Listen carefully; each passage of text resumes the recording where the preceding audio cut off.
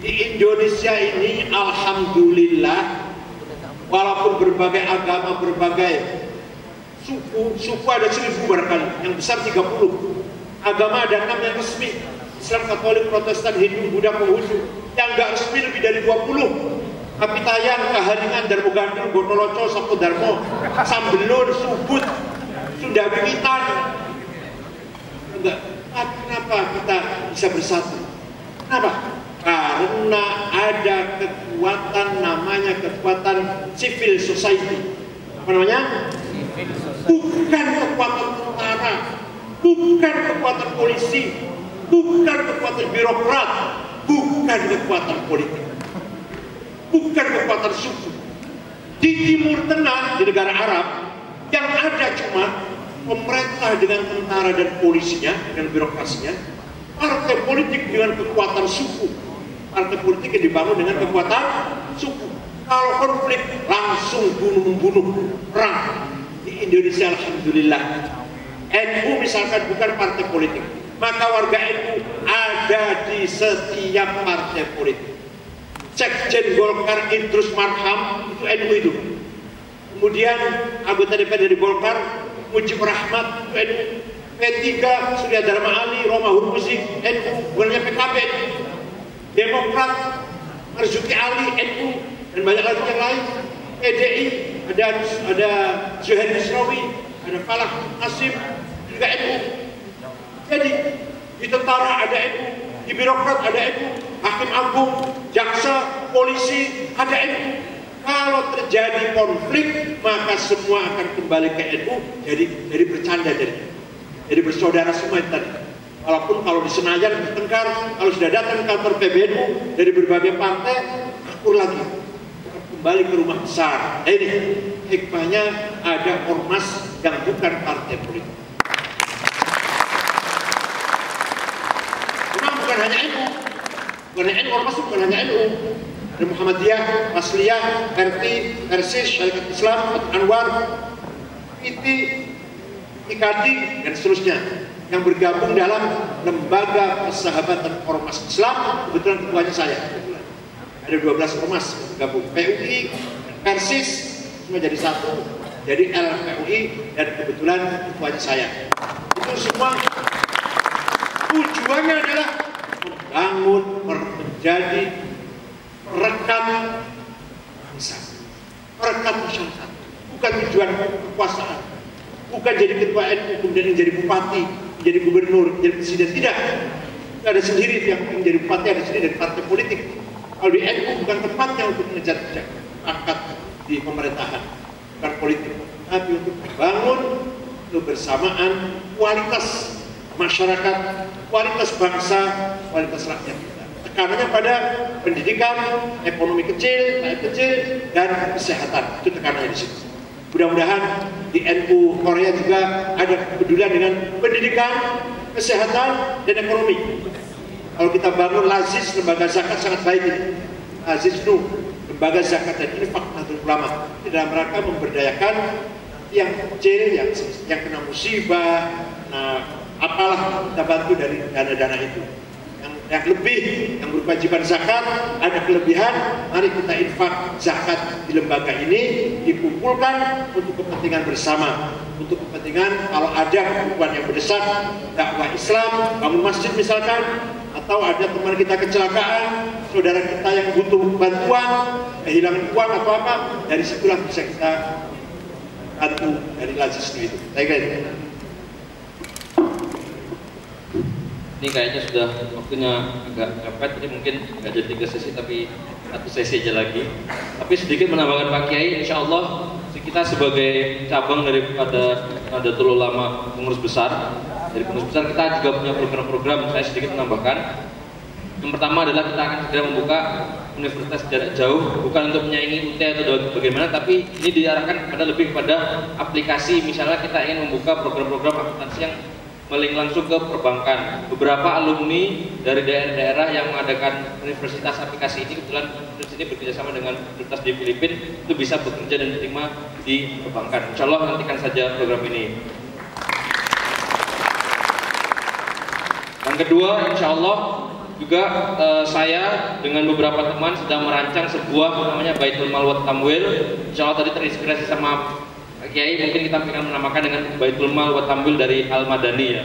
Jadi intinya kita akan berusaha untuk bekerja sama, berusaha berinvestasi di beberapa bidang-bidang ekonomi sehingga teman-teman semua ini bisa merasakan manfaat. Bagaimana sih ketika kita berkumpul berjamaah, misalnya kita akan melakukan investasi bersama.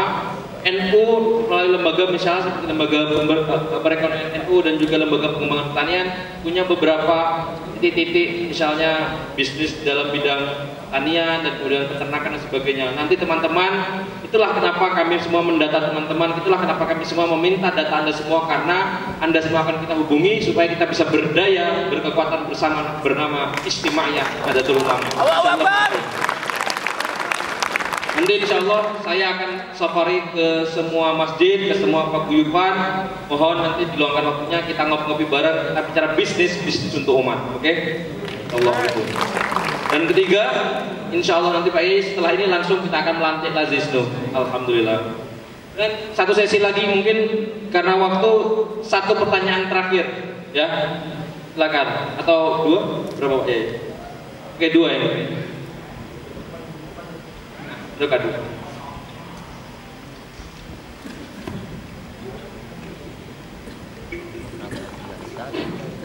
Bismillahirrahmanirrahim. Assalamualaikum warahmatullahi wabarakatuh. Waalaikumsalam. Alhamdulillah pada kesempatan kali ini saya bisa bertemu dengan beliau. Saya juga mengagumi beliau. Asal saya Indramayu, kebetulan waktu di rumah juga saya sering ke tempat tapi belum pernah satu kali pun kepanggil sama beliau, dan alhamdulillah Allah mempertemukan kita di sini. Singkat saja, yang ingin saya pertanyakan kepada Yai Romo Kyai Said Akil tadi menyinggung masalah sifat dalil Allah. Kita sebagai warga umumnya Nahdlatul Ulama, kita harus mewajibi sifat Allah ada 20 dan sifat Tuhannya juga ada 20. Terus pernah saya juga dari tetangga sebelah, atau misalkan sebut sajalah firqah Wahabi, yang juga mempercayai trinitas rububiyah, uluhiyah dan asma wa sifat. Tercetus oleh saya manakah yang dalil atau hujjahnya yang bisa dipertanggungjawabkan atau sebagai kita umumnya warga NU harus menyikapi bagaimana. Terus juga yang kedua, saya sering mendengarkan ceramah beliau, mungkin juga di YouTube, terus juga di kaset-kaset tentang di Al-Barzanji. Sering beliau menyampaikan bahwa silsilah Nabi Muhammad itu sampai ke Nabi Adam. Kalau kita baca Barzanji itu mentok sampai pada Adnan, dan juga hadis-hadis yang lain juga sampai Bani Adnan. Dan kalau misalkan sampai ke Nabi Adam itu katanya bohong besar seperti itu katanya. Demikian yang saya tanyakan, dan juga mohon penjelasan dalilnya tentang silsilah sampai ke Nabiullah Adam. Mungkin dari saya sekian saja, kurang lebihnya mohon maaf. Wassalamualaikum warahmatullahi wabarakatuh. Waalaikumsalam.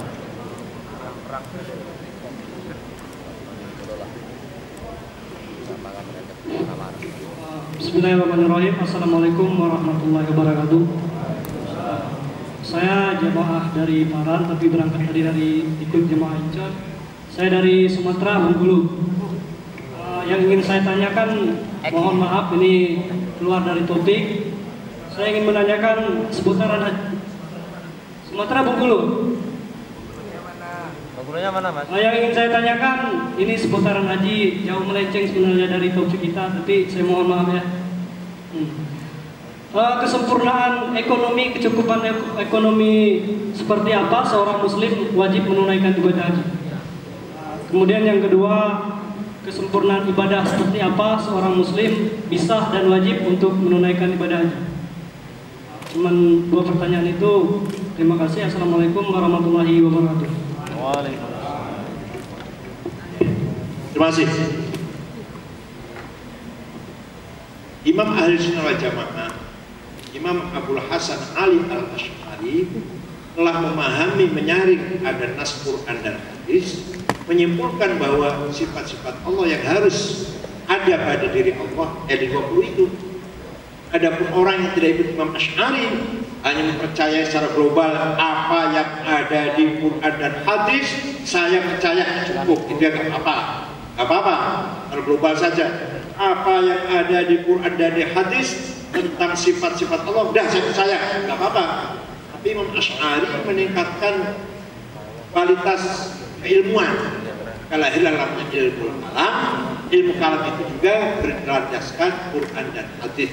Dari sifat-sifat yang bercerai-berai, yang berserakan di Quran itu disimpulkan oleh Imam Asy'ari 20 wajib, lawannya, oposannya, opositnya 20 yang mustahil.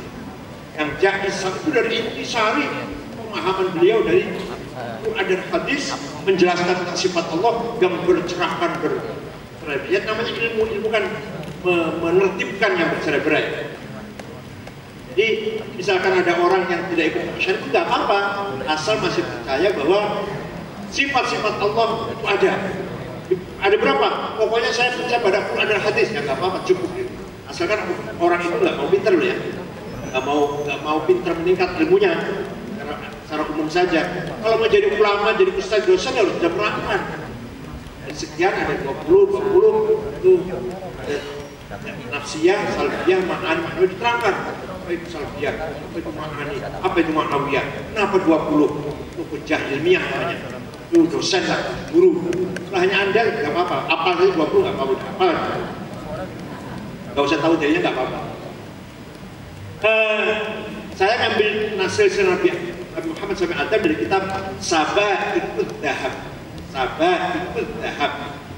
Jadi bukan berjanji, kalau berjanji hanya sampai Adnan. Untuk ke atas memang ada khilaf dari Adam sampai Adam.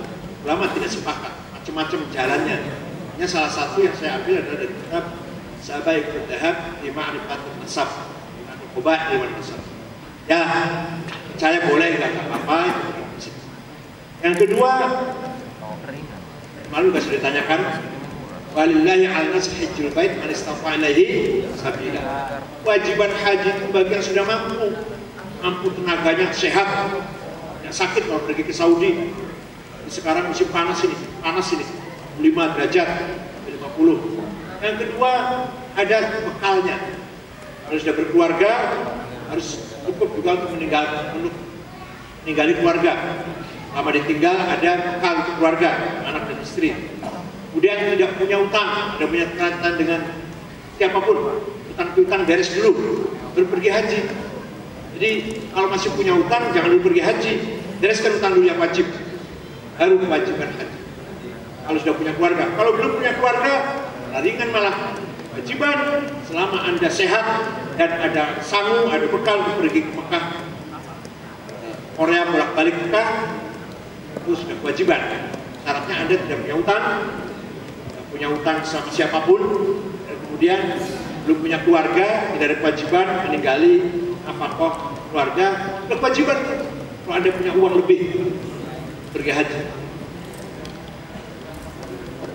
Mumpung masih sehat, mumpung masih muda, haji itu ibadah tenaga, butuh tenaga, kesehatan, desak-desakan, berjubel-jubel, dorong-dorongan, butuh tenaga. Kalau udah tua susah, udah sakit-sakitan susah. Mumpung masih sehat, masih muda, ayo pergi haji. Memang sudah mampu. Cukup sekian ya Mas ya, semoga memuaskan. Kalau enggak, silakan tulis pesan. Nanti dari pesan itu sampaikan ke kita. Nanti mungkin ketika saya bersama Pak Kiai bisa sambil ngobrol, pertanyaan jamaah, insya Allah saya sampaikan. Nanti kita bisa ngobrol-ngobrol di belakang. Kemudian ada 5 pertanyaan. Kebetulan ada door prize dari Nida ya. Panitia mana? Nah ini dari 5 pertanyaan ini akan diberikan hadiah oleh tim Nida, langsung diberikan oleh Pak Kiai. Jadi 5 pertanyaan tadi silakan maju ke depan. Hadiahnya. Silakan yang 5 pertanyaan tadi. Yang pertama tadi siapa tadi? Oh iya Pak Kiai, dari 5 tadi kira-kira yang paling baik yang mana kira-kira? Yang paling banyak. Sebab kita ada tingkatan hadiahnya ini di bawah sampai atas ini. Monggo semua yang bertanya silakan naik ke atas. Jadi kita ini, oke insyaallah mau berdiri ke atas yang tanya semua sudah.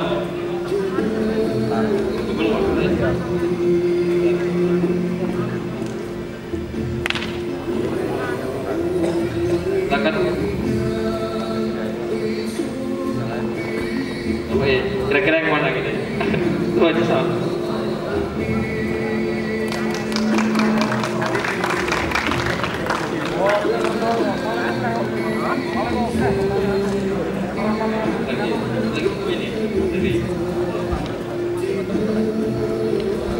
Alhamdulillah selamat kepada bukan pemenang, selain penanya yang sudah mencerahkan diskusi kita. Jadi kurang lebih begitulah rangkaian diskusi dan juga tausiah dari Pak Kiai Haji Said Adil Siraj.